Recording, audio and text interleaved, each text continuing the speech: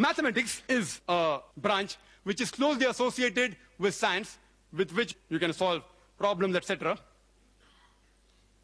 There are thousands of contradictions in the Bible. Hundreds deal with mathematics. I'll just touch on few of them.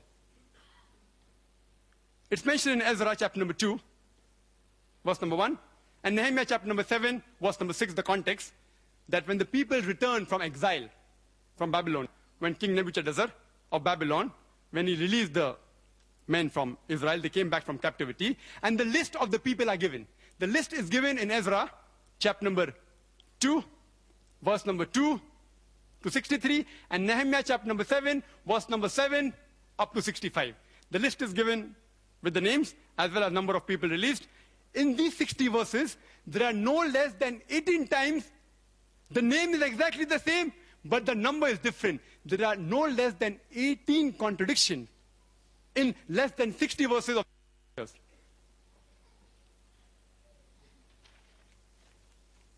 This is the list. I don't have time to run through the list. There are no less than 18 different contradictions in less than 60 verses. Further, it's mentioned in Ezra, chapter number 2, verse number 64, that the total congregation, if you add up, it comes to 42,360. And if you read in Nehemiah chapter number 7, verse number 66, they also the total is the same, 42,360. But if you add up all these verses, which I had to do my homework, this is the list. This is the list of Ezra. This is the list of Nehemiah. Ezra chapter number 2, Nehemiah chapter number 7. If you add up, I had to do my homework. If you add up, in Ezra chapter number 2, it doesn't come to 42,360, it comes to 29,818. And if you add up Nehemiah chapter number 7, even there it doesn't come to 42,360, it comes to 31,089. The author of the Bible, presumed to be Almighty God, does not know simple addition. If you give this problem even to a person who's passed elementary school, he'll be able to get the right answer. If you add up all the 60 verses, it's so easy.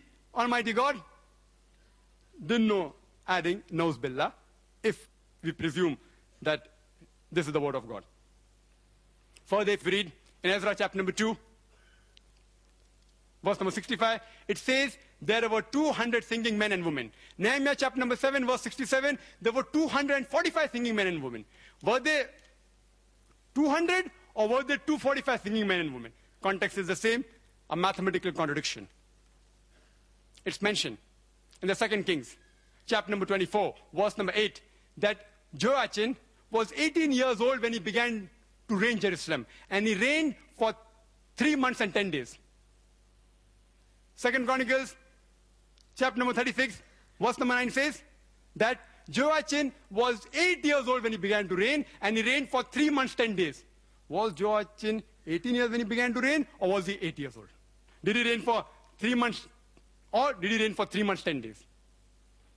Further, it's mentioned in the 1 Kings, chapter number 7, verse number 26, that in his molten sea, he had 2,000 baths. In 2 Chronicles, chapter number 4, verse number 5, he had 3,000 baths. Did he have 2,000 baths, or did he have 3,000 baths?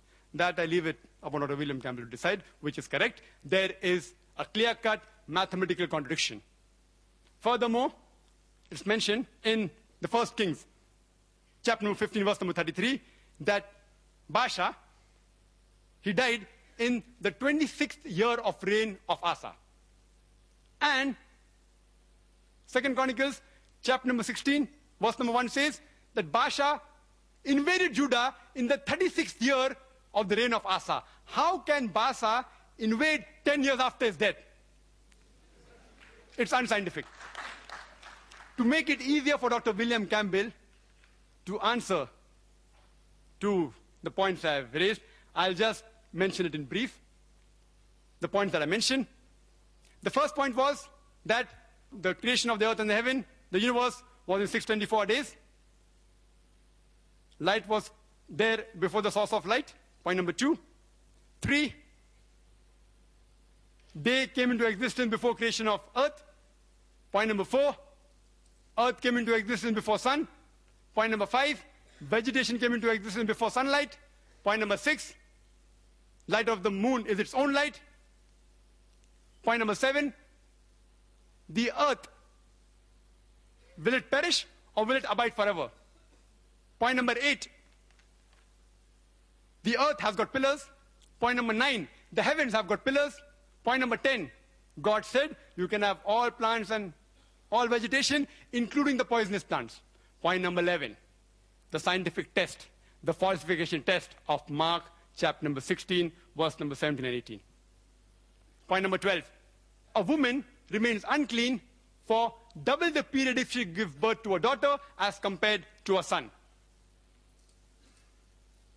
Point number 13. Using blood to disinfect the house against plague of leprosy. Point number 14.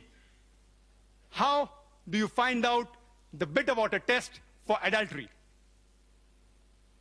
Point number 15. 18 different contradictions in less than 60 verses of Ezra chapter 2 and Nehemiah chapter number 7. I didn't count them as 18 different, I've counted them only as one. Point number 16. The total is different in both the chapters. Point number 17.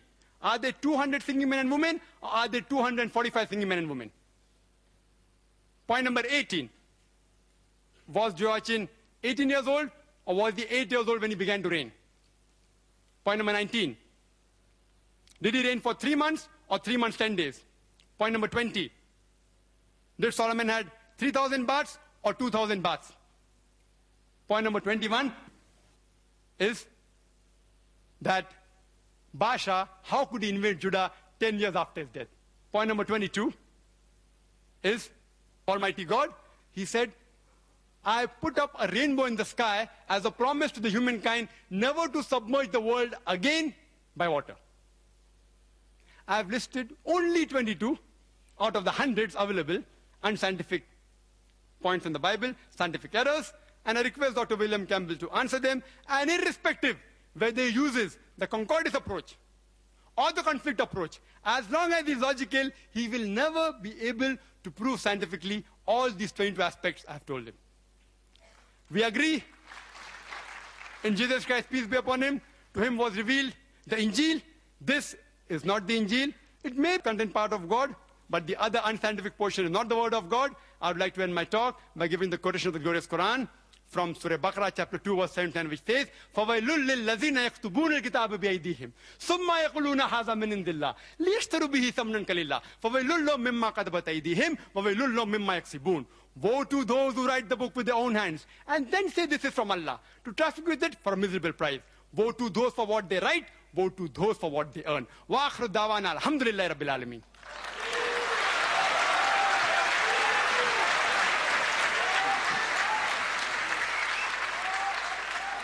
I would request our audience to bear with us and maintain a due decorum for the continuation of the dialogue.